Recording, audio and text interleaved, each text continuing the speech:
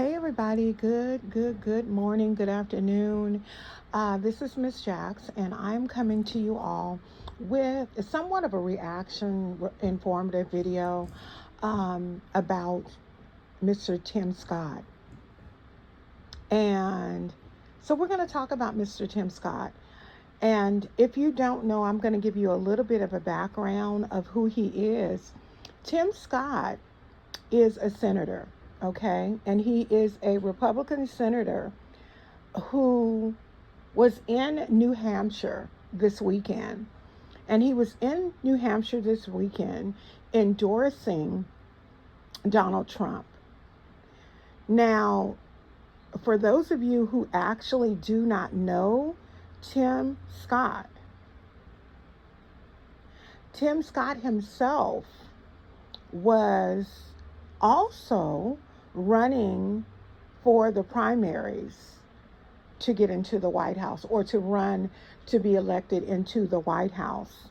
However, he suspended his own campaign, after literally finding out that his donors who donated to him to keep his campaign going would no longer donate to his campaign because he wasn't married. Or basically, he didn't have a wife, but a girlfriend.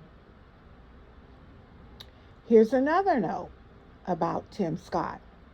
Remember, I just said that he was in New Hampshire endorsing Donald Trump.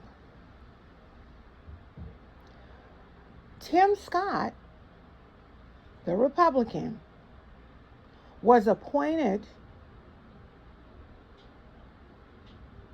to senator by the then governor of South Carolina, who is Nikki Haley, who is also running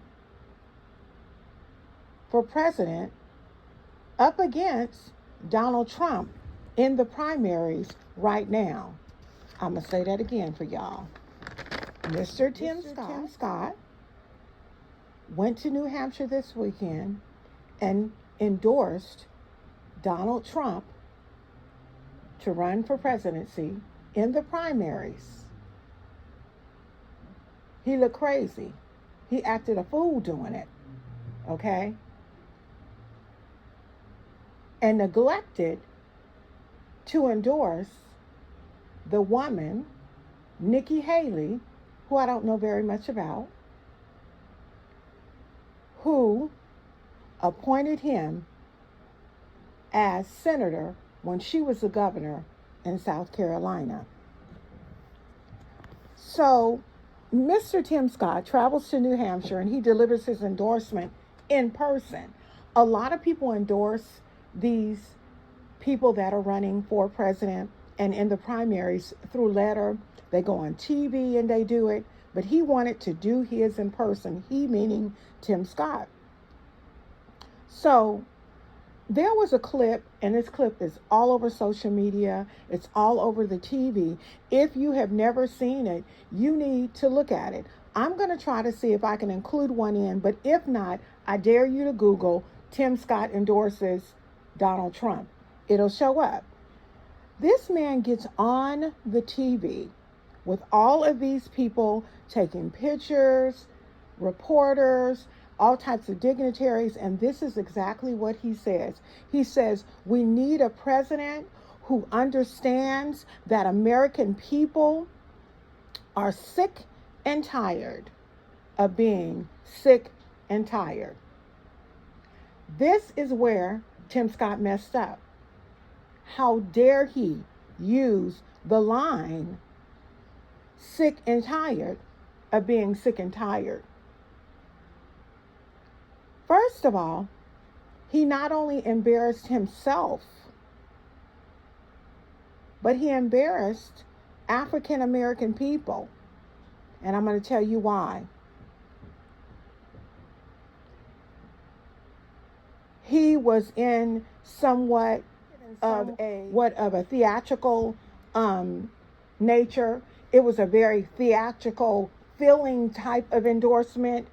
And he used a quote by an African American activist, a women's activist, I might add.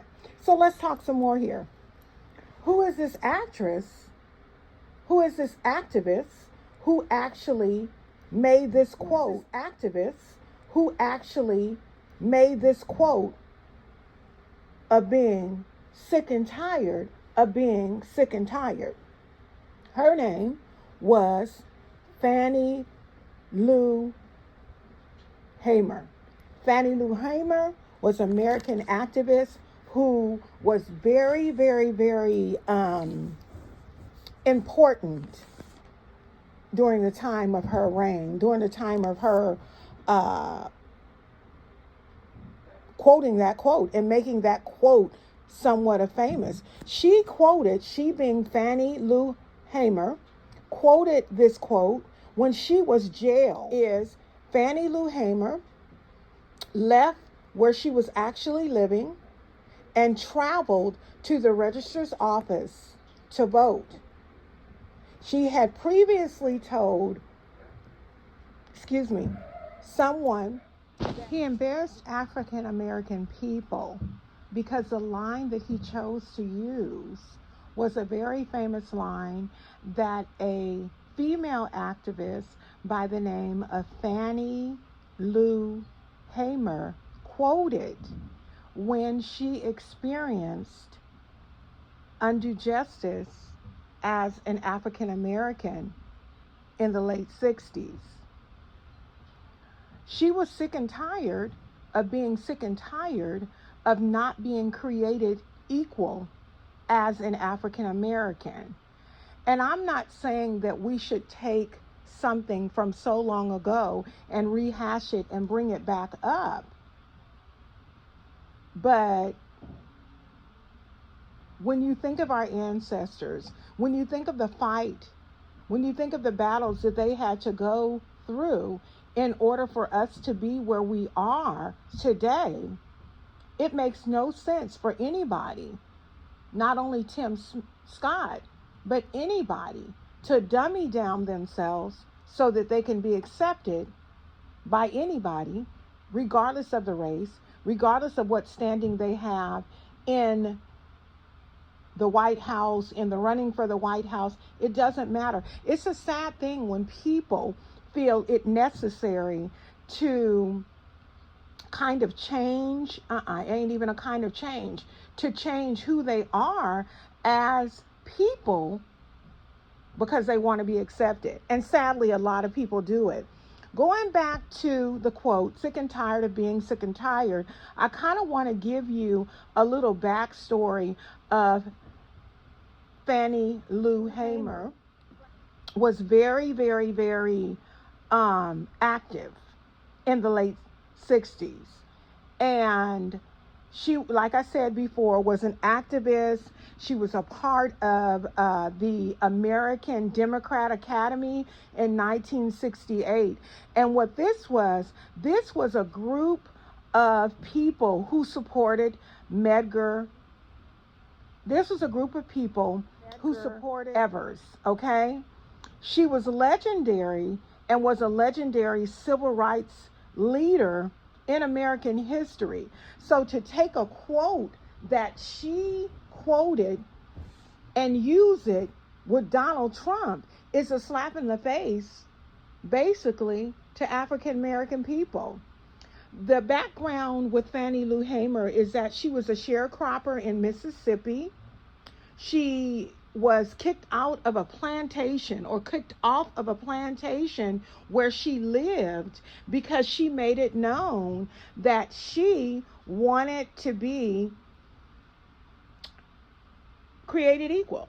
She made it known that she wanted to register to vote. Now, mind you, she's on a plantation, she's living there, and she's telling the plantation owner that I want to be treated equal, I want to vote.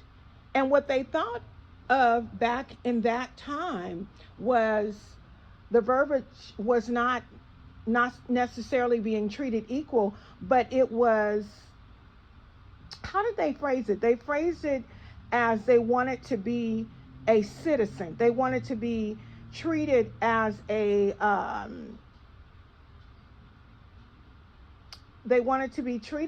first class citizen, because they felt that the fact that they couldn't vote meant that they weren't treated as a first class citizen. Okay, so what Fannie Lou Hamer did, is she, as well as a couple of other African Americans who shared the same values and desire to vote as her, they ended up traveling to the voter register's office. And when they went, they were going to the voter register's office in an attempt to actually see if they could register to vote.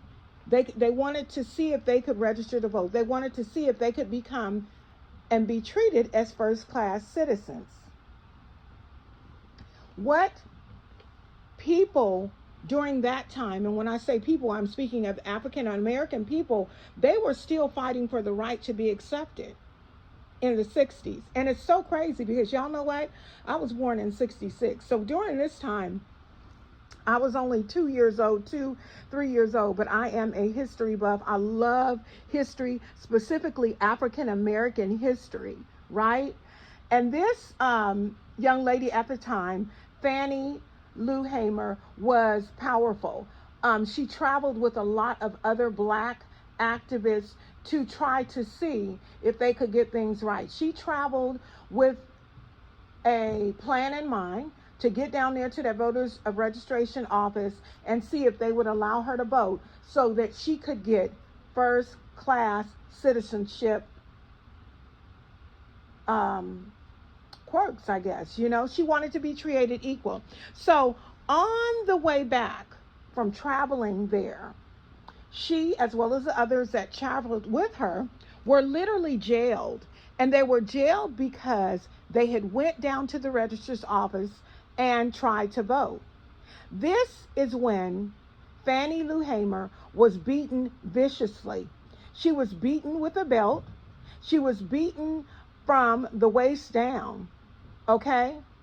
And she was beaten from the waist down with no clothes on. So from her waist down, they beat her with a belt as if she were a child. Y'all, this is deeper than what we even think, okay? This is when slavery had ended. So here she is being beaten with a belt, okay? Though I'm here to talk about Mr. Tim Snott, I want you all to know how he degraded African American people by taking a quote of a woman who literally had blood, sweat, and tears over what she fought for us as African American citizens of the United States. I think we've already been through enough, and we're still fighting. To make a long story short, in this situation, what ended up eventually happening to Fannie Lou Hamer is she was beaten. And for the rest of her life, she had to nurse injuries that were sustained as a result of that beating. So it was a situation where something happened and it wasn't where she could completely get over it, because she would always be reminded of it because she dealt with this thing over and over and over. And then this African American man takes his raggedy tail to New Hampshire to endorse Donald Trump, who don't give a rat's butt about him at all. And if I can be frankly honest, why would he even think that it was okay for him to use that quote by an African American? Why would he think that it was okay for him to use that particular quote by an African American activist, woman activist, to say the least, to support a man who has frankly shown us how he feels about African Americans, how he feels about women and the like, to be accepted, to be accepted. In addition to using the quote by Fannie Lou Hamer, he degraded us and himself. But in addition to that, let me tell you what he did. He decides that he's going to propose to his girlfriend. So the next time he goes, when the presidency comes up, after the president has come and has been voted into office and fills their term, he's going to come back because he's going to be, I'm quite sure, will have already married Miss Lisa Gilroy. And here he is going to be an African-American man with a Caucasian woman on his arm. Don't have any problem with interracial anything. As I've said before, I believe. I don't have any problem with that. But it just baffles me how people think that they can do anything, any and everything, to make things work within their favor. First of all, he messed up when he neglected to acknowledge Nikki Haley in the primaries with Donald Trump, because she's the reason why he's a Republican right now. He neglected to even show respect to Nikki Haley, who is running in the primaries with Donald Trump right now. That's just a slap in her face. The reason he is a Republican is because she was the one who granted him that opportunity. Mr. Tim Scott is all about himself. And if I am, to be able to be frankly honest, they're two of the same kind. They're very self-centered. The only difference is one is black and one is white. They're only thinking about themselves. I was about to say something, but I'm not even going to say that, because if I say that, y'all will really get up on me. But it just doesn't make any sense. It doesn't make any sense that this man would do this. I mean, Fannie Lou Hamer gave everything that she could for the African American people, okay? The woman had her own issues, okay? Issues that a lot of us don't even know about. This woman went to go and have a surgery. It is when you have a tumor that is in your uterus taken out, okay? As opposed to having a hysterectomy. A hysterectomy is when you have your uterus taken out and you're unable to have children after that happens. He goes and makes her sterile. The doctor who was supposed to take the tumor out, which would have allowed her to still have children. But back in the 60s, because she was a poor black woman, he ended up taking it into his own hands to give her a hysterectomy so there wouldn't be any more black children born. Y'all, this is tragic. So it goes beyond him just using, him being Tim Scott, just using her quote of being sick and tired of being sick and tired. It goes way beyond that. It goes beyond that, to say the least. When you choose to deny yourself for someone else to be accepted, you never knew yourself in the first place. And Tim Scott's life that he is living right now shows that. Shame on him. I got so much more that I want to say. I'm not going to say it because I want to stay on YouTube. But y'all check him out. Google Tim Scott. Google Donald Trump. This has nothing to do with my feelings about Donald Trump, and you probably already know. So it has nothing to do with my feelings about Donald Trump, but it does have everything to do with ignorance and how we, as African American people, tend to make ourselves look when we want to be accepted. I wish I would. You either accept me for being me in all of my blackness, or you don't. That said, thank you so much for tuning into this video. Leave some comments. Let me know how you feel about this situation, and we'll chat it up. We can agree to disagree, and that's okay. Talk to you soon. Bye-bye.